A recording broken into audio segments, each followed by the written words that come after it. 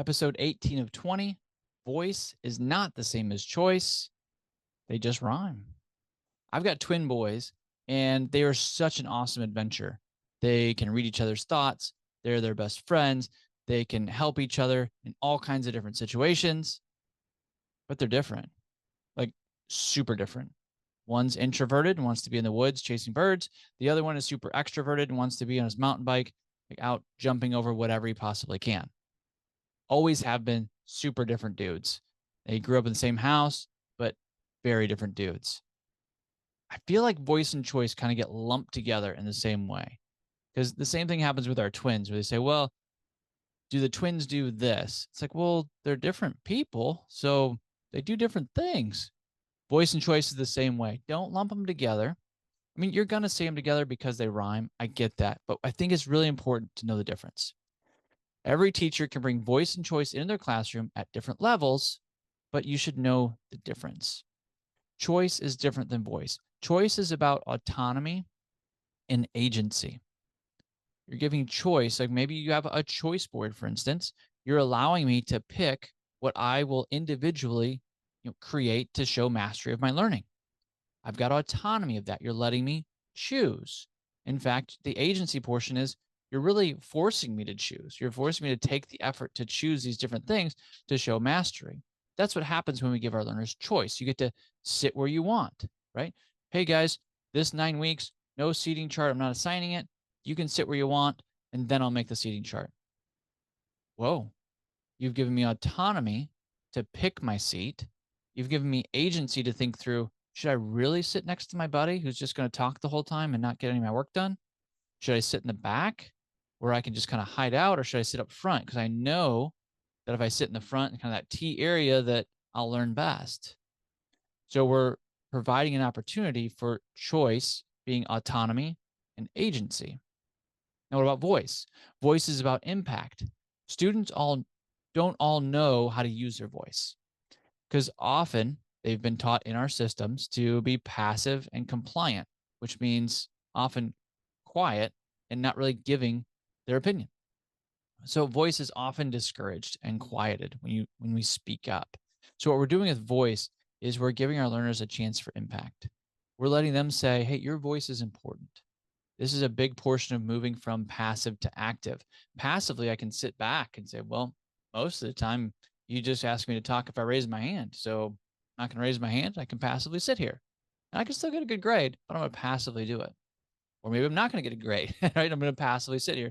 And if you call on me, I'm going to be grumpy about it, which is fair. Because if you were in a faculty meeting and the principal called on you, you'd probably be grumpy too, right? Because you weren't asking to be called on. But when we start to give our learners voice, they start to step up and they want to speak. They want to be empowered. They know that their voice matters in your classroom. So when you ask for likes and wonders at the end of a PBL unit, or you ask for ideas of how to rearrange your classroom so that it best fits collaboration, you're asking for your learner's voice. And that is super empowering, right? That's going to move me from passive to active. Now I get to have impact on this classroom because I'm going to give my voice and you're going to make one small change. So even if you don't take my idea, you asked for my idea, you considered it, and that's really all I want. I just want to be heard. So that voice is about impact, choice is about autonomy and agency. So you want to look at them separately. They certainly work together to build your culture, but you want to look at them separately to make sure that you're addressing both, right, and getting what you want. Now, the third aspect of voice and choice is the idea that I think it's on a continuum. It's how I like to talk to teachers about this, because you've got some teachers that you kind of start out where it's like, you're going to sit where I tell you to sit. You're going to use a Ticonderoga pencil. You can ask to sharpen your pencil, and maybe I'll let you at allotted times. You start to move across, and you say, well, you know what, you can pick your seat, right? There's some teachers, go ahead, just pick your seat, and you can use a book fair pencil. That'd be fine. You're kind of moving across, and then you keep going, and then eventually you hit anarchy over here. Right? If you keep giving all voice and choice to the learners, eventually you hit anarchy, and anarchy is not good at any level of education, right? It's just it doesn't work. So there's some portion where you're most comfortable and where your learners are most comfortable. Now, I'm going to guess that anarchy is very empowering and that there's a lot of autonomy in that. However, it doesn't work well in school. So as you're going across, yes, it's building that autonomy and agency as you're giving choice, and it's building the impact and empowerment as you're giving voice. It's true as you go across, but you've got to be at a place where your learners are ready for that. And you've got to be at a place where you're ready for that. Like, that's okay. You just want to take a step that makes the most sense for you. Right. So as you're looking at voice and choice, you're looking at them separately, but they still rhyme. So it's so easy to put them together. But voice and choice is going to look different for third graders than for sophomores. And it might be flip-flopped. If third graders have been in a PBL environment at the end of the year, like, they might be able to use a bunch of voice and choice. And sophomores at the beginning of the year that have only been taught in a traditional classroom, they might implode with too much voice and choice. What do I want to do? I don't know. Where do I sit? What do I want to study? I have no idea. Stop it. Just tell me what to do.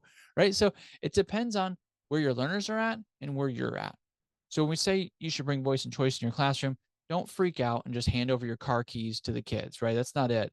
It's take some small steps, see what works. And if you go a little too far, just come right back. Hey guys, we tried this. I think voices and choice is important because I want to give you autonomy. I want to empower you. But that went a little too far. And it didn't seem like it worked. Do you guys think that it worked really well? No, we don't. It was too loud. It was kind of chaotic. We weren't sure what to do.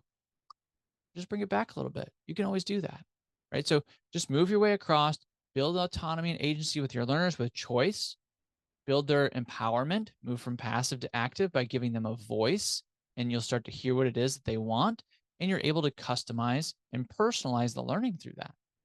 And then just remember that you're all on a continuum. So give yourself grace, try some things out, fail forward. All right, if you've been picking up what we're putting down in this Binge PBL for Teachers podcast, you might also want to jump into the PBL Masterclass for Teachers. So if you're ready to run faster on your PBL journey, the PBL Masterclass is going to give you the full overview of PBL from entry event to presentation. Will you be a PBL certified teacher by the end of this masterclass? No. PBL certification takes years. It takes a lot of feedback. It takes implementation. It takes a lot of training. But this masterclass will help you jump into the full vocabulary and processes of PBL to give you a full overview in less than an hour. Some teachers will go for the masterclass to get an overview of PBL and then go deeper with exactly what you're doing. So you might be coming from one, going to the other. You might suggest it differently for your colleagues of where you think they would best fit. And then some of our teachers go straight into the PBL movement online community because they're ready to level up. Some will go from the masterclass straight to the PMOC, that online community. Some want to go through these podcasts first. Everybody has a little bit different path. You might be a north that's like going to go after it. You might be a west that wants a bunch of details. However you do, it's totally fine. We just want to make sure that we're alongside you for your PBL journey. We want to help you.